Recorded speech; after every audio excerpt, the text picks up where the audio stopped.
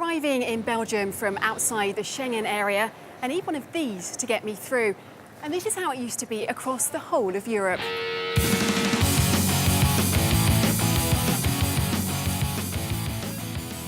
Before the creation of the Schengen area, borders between European countries were closed and often a chore to get through.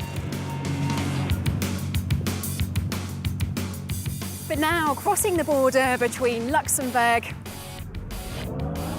and France seems perfectly natural to us.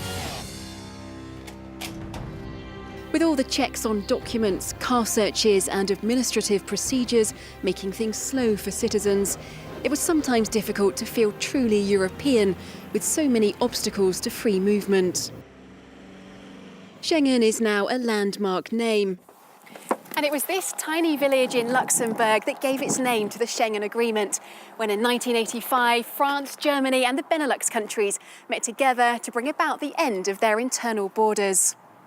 But it wasn't until the 26th of March 1995, just 20 years ago, that the agreement came fully into force. The agreement was one of the first steps in formalising enhanced cooperation between member states and the European community outside of EU treaties. First, they had to overcome the opposition of several member states before they could bring about their ambitious plans for the free movement of peoples.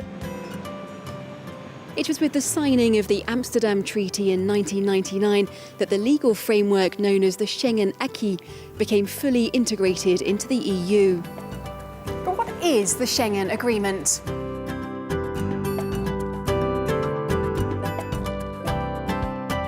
Well, its purpose is to do away with border controls and these rather lovely hats here. And it reinforces cooperation between the police, the judicial and customs authorities in the countries who've signed the agreement. It also paves the way for the countries to work jointly on strengthening their external borders. Today, 22 out of the 28 EU member states are part of the Schengen area, together with some non-EU countries such as Norway, Iceland and Switzerland. Some countries have special advantages. This is true for Denmark. The Danish can choose to apply or not for any new measures. And the United Kingdom and Ireland, not formally part of the Schengen area, can still participate in certain provisions of the Schengen Acquis, as can Bulgaria, the Cyprus Republic, Croatia and Romania. One of the tools for strengthening police cooperation is the Schengen Information System, or SIS-2. For example, police in one country can help arrest wanted criminals from another country or track down stolen objects, all essential for the Schengen area to function properly.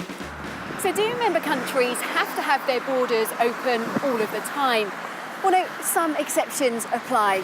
For example, a country can decide to re-establish its border controls for reasons of national security or public order, as France did in the summer of 1995, when it was faced with a series of terrorist attacks. And since October 2013, it's been possible to reinstate border controls for a maximum duration of 24 months in exceptional circumstances. That is, when controls at the external border of the Schengen area can no longer be guaranteed.